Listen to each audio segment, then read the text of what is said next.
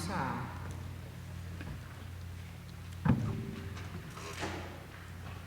a buscar en nuestras Biblias. Los que no tengan Biblia, vamos a estar poniéndolo en la pantalla.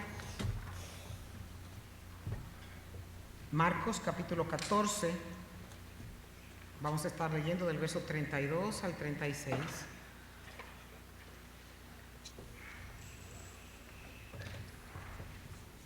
Marcos 14, del 32 al 36.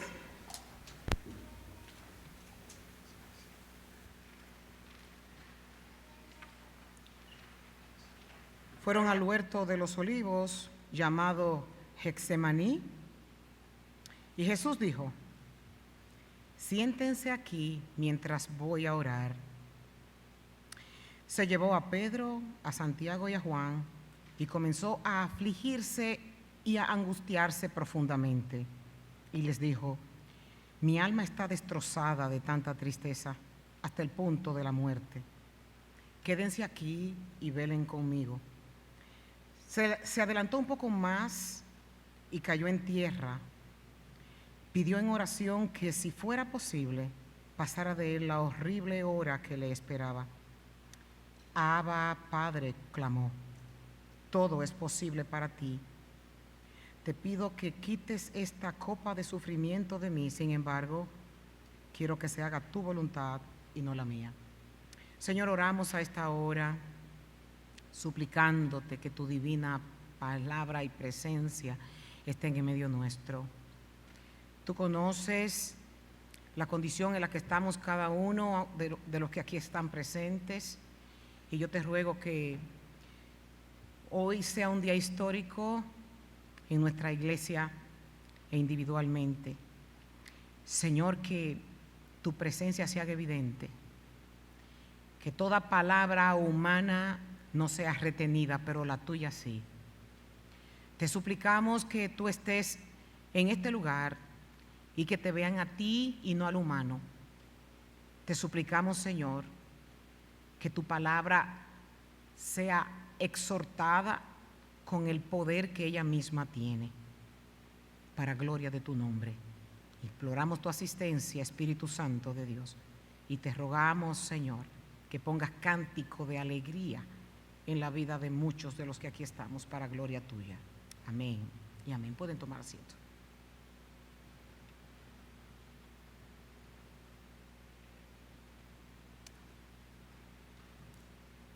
Como decía William en la introducción, a veces hay invitaciones que nos hacen que no son para bien, pero hay otras que lo son.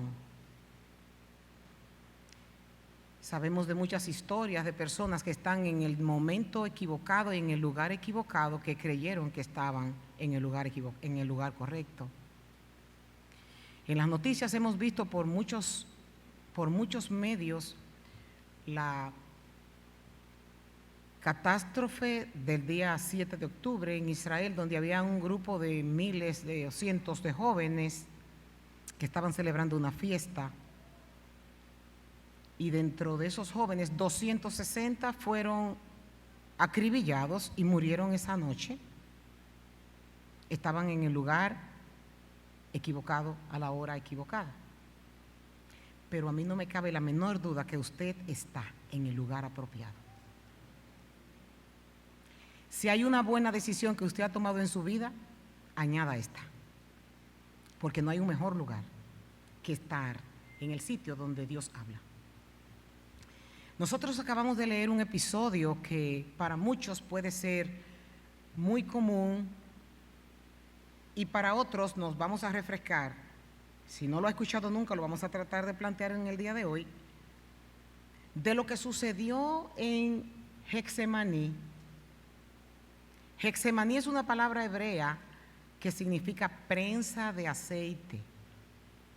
Y usualmente cuando nosotros, los que somos de este lado del occidente, no conocemos mucho el proceso de de dónde se extrae el aceite. Y Getsemaní, que se llama prensa de aceite, es un lugar donde, como lo dice el nombre, era una fábrica de donde se extraía el aceite de oliva. El aceite tiene varios procesos y uno de ellos es que tienen un burro alrededor con un molino que va dándole vuelta al molino, le ponen en algo que parece un sombrero tejido las aceitunas y a medida que el burro va dando la vuelta, va extrayendo la aceituna. Hay varios tipos de aceites que vienen de ahí, por eso le llaman aceite extra virgen. Ese es el primer aceite que se saca y se siguen sacando otros aceites que algunos son para usos cosméticos, otros son comestibles y así sucesivamente. Pero aquí, en este lugar del Getsemaní, cuando nosotros hablamos de la palabra prueba, o lo que también comúnmente llamamos sufrimientos, se relaciona con este proceso de opresión cuando estamos en medio de la prueba. Aquí nosotros vemos que Cristo estaba en un aposento alto celebrando su última cena, lo que nosotros acabamos de hacer. Y va bajando por lo que se llama el torrente de Cedrón para llegar al lugar en donde está este huerto, un huerto de olivos que todavía está. Cuando él llega a Cristo con sus discípulos, acabando de celebrar su Pascua, nos dice en Mateo, en el capítulo 26, en el verso 30, que antes de ellos descender, habían cantado un himno. Y según la tradición judía, en la Pascua, el último himno que se canta es el Salmo 118. Y paradójicamente, este salmo comienza y termina de la misma forma. El salmo comienza diciendo: dad gracias al Señor porque Él es bueno y para siempre es su misericordia. Y termina de la misma forma. Pero aquí nosotros estamos viendo que es muy probable que estas palabras estuvieran resonando en la mente de Cristo cuando estaba en este lugar de prueba. Siéntense aquí, les dice a los discípulos, y yo voy a orar. Por tanto, llegaron al huerto y algo comenzó a suceder en la vida de nuestro Señor. Él se llevó a Pedro y a Santiago y a Juan, y dice la Biblia que él comenzó a afligirse profundamente. Yo no sé hasta qué grado usted tenga un termómetro de las aflicciones que usted ha podido pasar.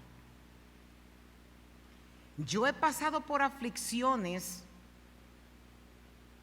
que son indescriptibles, donde no puedo comer, donde no puedo dormir, donde tengo desesperanza de lo que va a pasar en el día de mañana,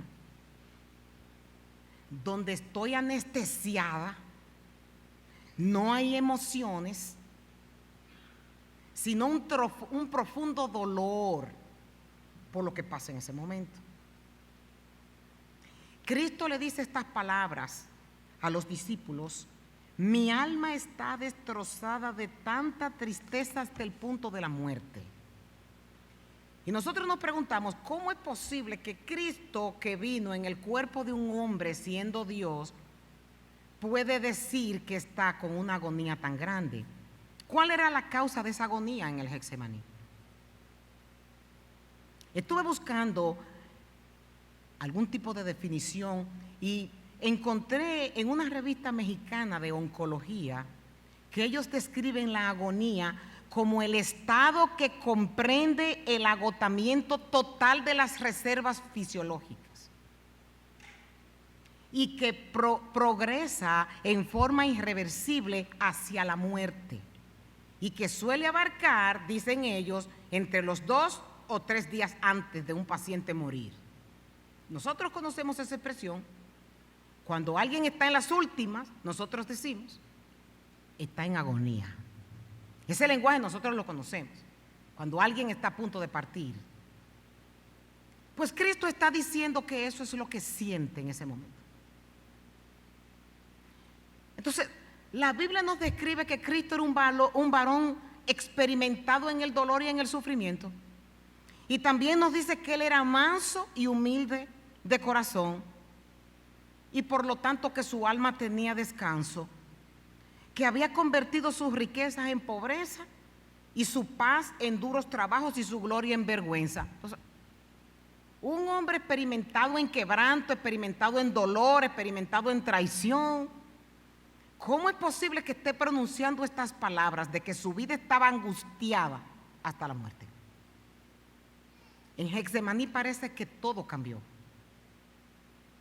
Su paz lo había abandonado y la calma se había convertido en una tempestad.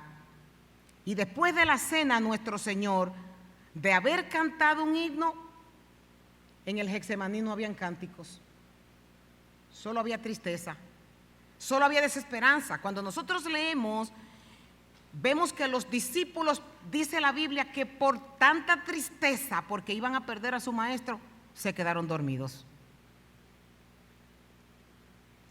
Quédense aquí y velen conmigo. No obstante, no abrió su corazón a todos, sino a 3.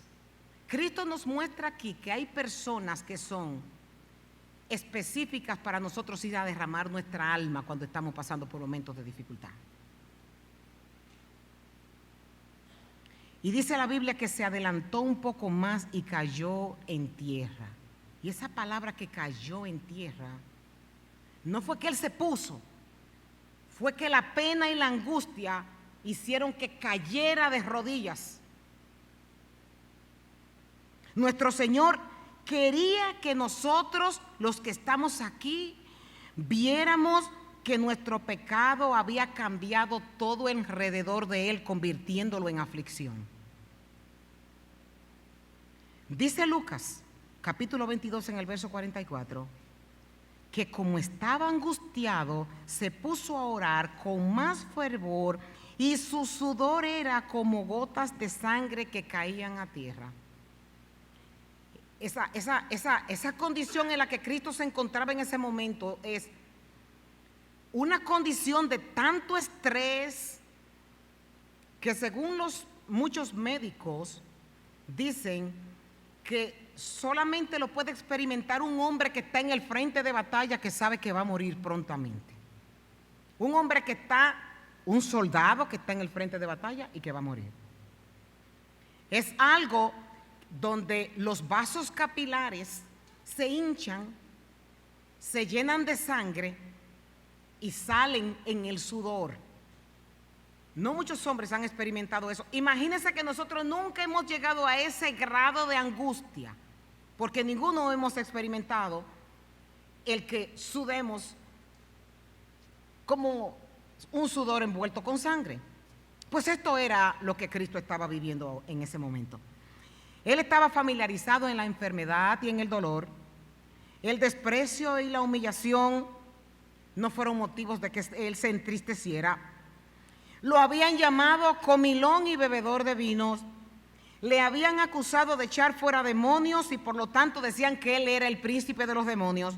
Decían que él era hijo de adulterio, que María había tenido relaciones sexuales con un soldado romano y que él había nacido de esa relación. Ya no podían decir nada más de él, sin embargo, él había enfrentado todo eso valerosamente.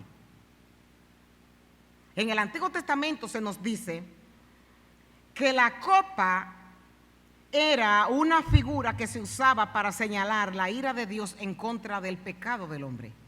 Ya nosotros estamos más o menos dándonos cuenta qué era lo que Cristo iba a experimentar para sentir esa angustia tan grande.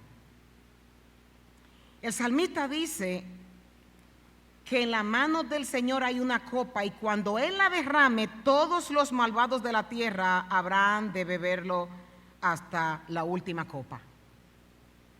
Yo sé que si usted, como invitado a esta iglesia, a nadie le gusta que le digan que está mal. Todo el mundo le gusta que le aprueben todo lo que hacen. Y hay muchas veces que hay personas que no creen en Dios y que no van a las iglesias, porque en las iglesias los enfrentan a sus pecados y los enfrentan a sus maldades.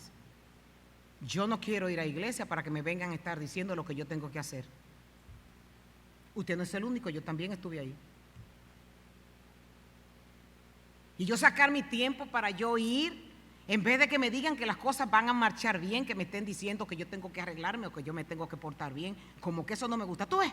Por eso yo no voy a las iglesias. Sin embargo, nosotros tenemos un libro, que es la Biblia, que tenemos que predicar cuál es la esencia. ¿Usted sabe por qué esta iglesia no está llena? Los que están de visita aquí. Esta iglesia no está llena porque si desde este púlpito se predicara que todo va a salir bien independientemente de lo que se haga, esto estaría lleno, porque la gente lo que quiere es eso, escuchar que todo te va a ir bien. Pero cuando nosotros nos tenemos que enfrentar a que definitivamente no lo estamos, queremos que las cosas no entren por un oído y no salen por el otro y querer seguir nuestra vida, no hay problema con eso, usted puede hacer lo que quiera.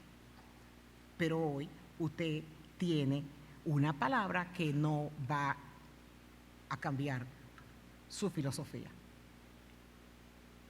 En Isaías 51:22 la Biblia se refiere al castigo de Dios sobre la impiedad del hombre como un cáliz de aturdimiento. Recordemos que Cristo le está pidiendo al Padre esta copa que Él no la quiere tomar.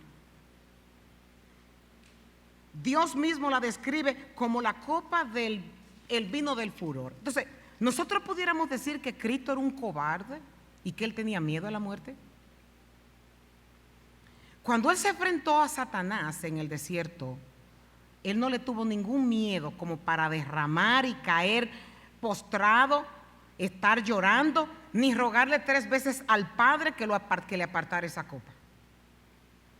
La prueba no venía de los judíos, la prueba no venía de Judas el traidor, la prueba no venía de los discípulos que estaban durmiendo, la prueba no venía del diablo, sino que era una copa que había sido llenada por uno que él sabía que era su padre, y una copa que aturdía su alma y afligía su corazón.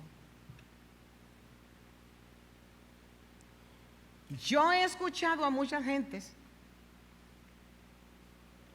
que le dicen a Dios que pidan en oración que para Dios todo es posible. Y es verdad, porque Cristo también lo hizo. Pidió en oración que si era posible que pasara de él la horrible hora que le esperaba. Y él dice, Abba. Abba es una palabra que se le dice a su padre, así como cuando su niño pequeño le pide por favor con mucho amor que le compre algo, o por favor que le dé un permiso. Mi papito. Es exactamente la misma palabra que Cristo le dijo al Padre. Papito, si es posible, pasa de mí esta copa. Usó palabras dulces y tiernas para dirigirse a su Padre. Pero no obstante a esto,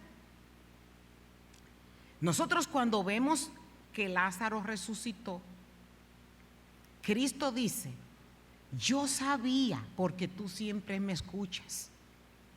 Y también cuando Pedro trató de defender los momentos más tarde a lo que estamos describiendo ahora, cuando fueron soldados a apresarlo y Pedro cogió una espada y como reaccionaríamos cualquiera de nosotros, cogió una espada y le arrasó con una oreja a uno de los que iban a apresar a Cristo. Y Cristo le dice, ¿tú no piensas que si yo le rogaría a mi Padre, Él pondría a mi disposición ahora mismo más de 12 legiones de ángeles para que me defiendan? Una legión tenía 3,000 soldados. Y aquí Cristo está diciendo que Él nada más tenía que pedirle al Padre, y el Padre podía mandar hasta 12 legiones de ángeles para que lo defendiera. Y cuando estuvo frente a Pilato, Él le dice a Pilato, tú no tendrías ningún poder sobre mí si no se te hubiera dado de lo alto. Aquí nosotros estamos viendo a un Cristo que conoce a un Padre que contesta las oraciones y que siempre se las había contestado. Sin embargo, en este momento, Él le dice, todo es posible para ti. Nadie conocía al Padre más que Cristo. El Padre está en mí, yo estoy en el Padre. Salí del Padre y vino al mundo. Y el que me ve a mí, ve al que me envió. El que me aborrece a mí, también aborrece a mi Padre. El Padre y Él eran uno. Por lo pronto, aquí nosotros estamos viendo que había una relación muy cercana entre el Padre y el Hijo. El Hijo sabía que si le pedía al Padre, el Padre podía contestar. Sin embargo, la oración es: si es posible, quita de mí este sufrimiento. Entonces, aquí nosotros podemos ver por qué era la angustia de Cristo, por qué su agonía, por qué esas gotas que caían a la tierra. No era la muerte misma la que lo había llenado de espanto, sino el tomarse esta copa de ira hasta la última gota por amor a aquellos a quienes Él vino a salvar. La Biblia dice en Isaías 53 que Dios puso en Cristo el pecado de todos nosotros. Y dice que Dios lo quiso quebrantar, sujetándolo a padecimiento para poner el pecado de nosotros en expiación. Y que Él, que no conoció pecado por nosotros, Dios lo hizo pecado. Entonces, esto es lo que ocasionó que Cristo experimentara esa extraordinaria depresión. David decía que los juicios de Dios, que él le tenía miedo. Y cuando Cristo llegó a Getsemaní, se sentía abrumado sabiendo que 1 hora más tarde él sería triturado por la ira de Dios. Una ira sin misericordia, para que esa misericordia fuera otorgada a nosotros. El Señor quiso dejarnos ver, Cristo, como a través de una ventana, el sufrimiento que consumía su alma humana en ese momento ante la perspectiva de tener que beberse esa copa. Bueno, si hasta ahora usted sentado, usted dice: esa pastora como que es muy filosófica, yo necesito que ella que aterrice y que me haga ver qué es lo que ella está diciendo, que he entendido 2 o 3 cosas y de las otras cosas no he entendido nada. Voy a ser bien llana y le voy a decir: hay un pecado en ti y en toda la humanidad. Todos nosotros somos pecadores. Todos nosotros éramos enemigos de Dios. Y tenía que haber alguien o algo que sucediera que nos reconciliara a nosotros con Dios. Y esas lágrimas y ese sudor que Cristo derramó tirado en el piso era porque Él iba a pagar la cuenta que tú y yo le debíamos a Dios. Si usted se cree santo, déjeme decirle que sin el perdón de pecados de Cristo, yo soy de la República Dominicana y en la República Dominicana dicen: no se vista que no va.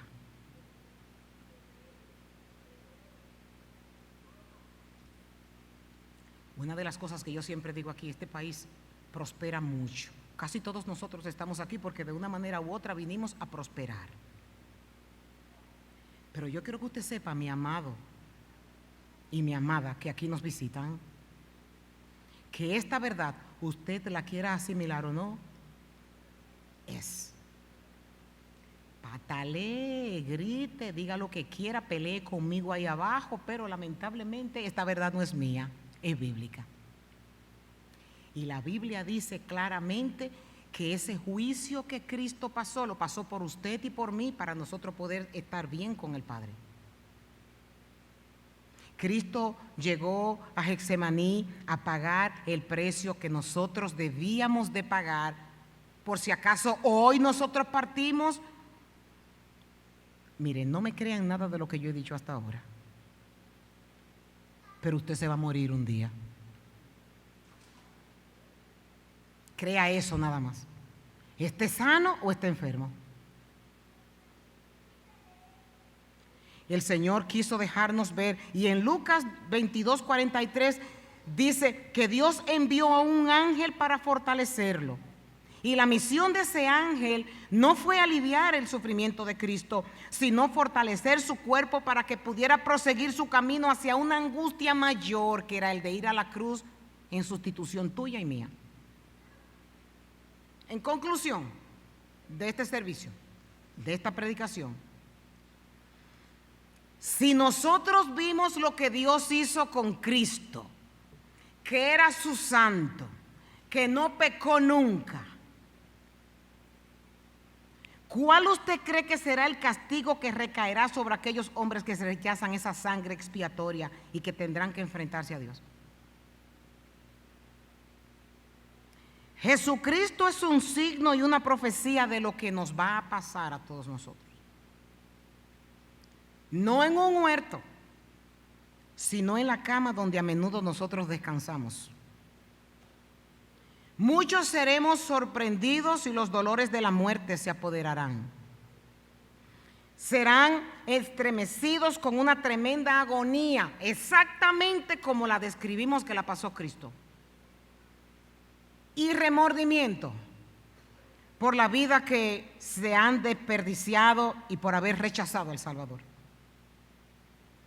Un grupo de demonios los llevará al tribunal de Dios, tal como Jesús fue llevado a la silla de juicio de Caifás.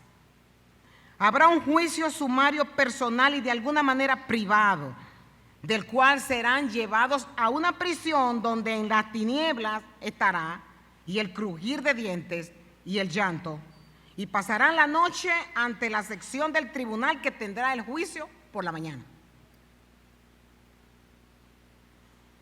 Y así como nuestro Salvador compareció ante Pilato, así comparecerán muchos ante el más alto tribunal, no en el de Pilato, sino del terrible trono de juicio del Hijo de Dios, a quien muchos han despreciado y rechazado. Luego aparecerán testigos declarando en contra de los acusados, y no testigos falsos como lo hicieron con Cristo, sino verdaderos. Y los acusados se quedarán sin habla. Así como Cristo no dijo una sola palabra frente a sus acusadores, eso es el mismo drama que van a vivir los que no han querido aceptar ese conducto de perdón para con el Padre. Después serán apartados, se dirá esta palabra que dice: apartaos de mí, malditos. Será la sentencia que recibirán, así como sea crucificado, como pasó con Jesús. Serán llevados ante los oficiales de justicia al lugar de condenación, luego al lugar que Cristo exclamará, como Él lo dijo: tengo sed. Y nadie podrá dar una gota de agua, ni nadie podrá evitar que esa miel amarga sea probada. Si el pecado hizo que Cristo sufriera en agonía, ¿no lo harán todos aquellos que han querido vivir su vida a su manera? Miren, yo una vez escuché a alguien que dijo que cuando se esté camino a la condenación, hubieran preferido que el pastor que oyera le hubiera dicho: pastor, ¿por qué no me dijo más? Hoy puede ser el día de salvación para tu vida. Nosotros los hemos invitado a ustedes aquí para decirles que hay esperanza, porque hay vida después de la muerte.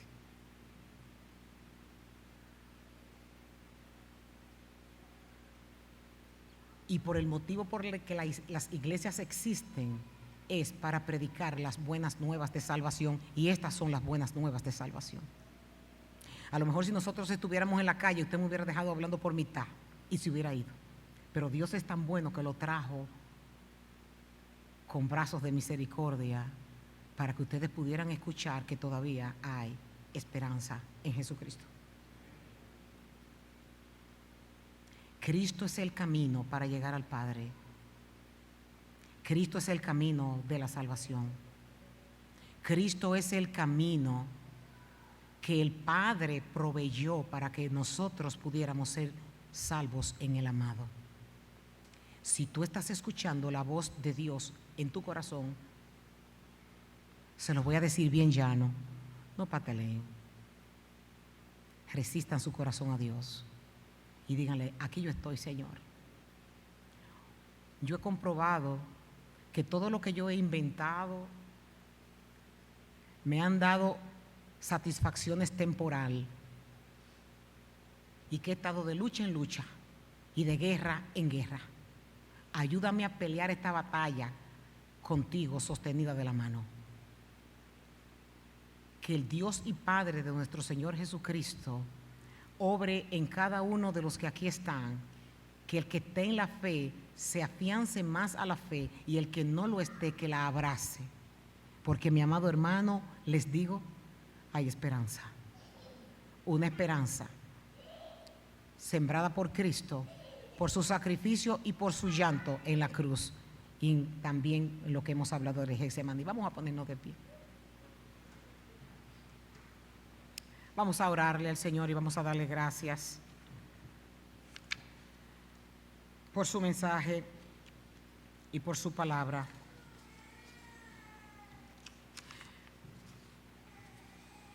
Si tú estás aquí sin Jesucristo,